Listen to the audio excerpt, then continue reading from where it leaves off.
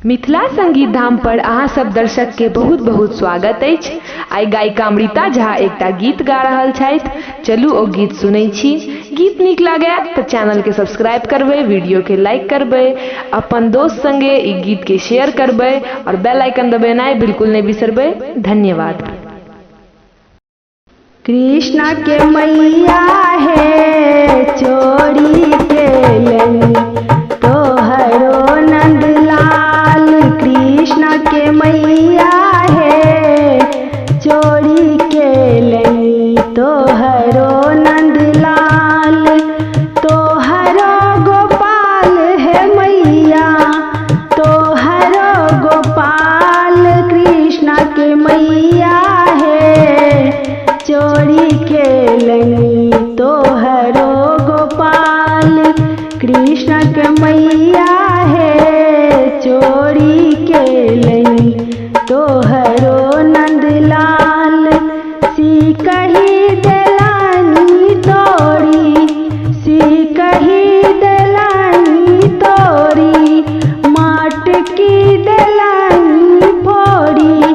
कृष्ण के मैया दहिया लगे लई सौंसे गाल। कृष्ण के मैया है दहिया लगे लई सौंसे गाल। कृष्ण के मैया है चोरी के लई तोहरो गोपाल। कृष्ण के मैया है चोरी के लनी तोहरो नंदलाल। रहिया में ग्वाल संग रहिया में ग्वाल संग करे बल जोड़ी कान्हा करे बल जोड़ी कान्हा। कृष्ण के मैया है नीक नहीं लालन के चाल। कृष्ण के मैया है नीक नहीं लालन के चाल।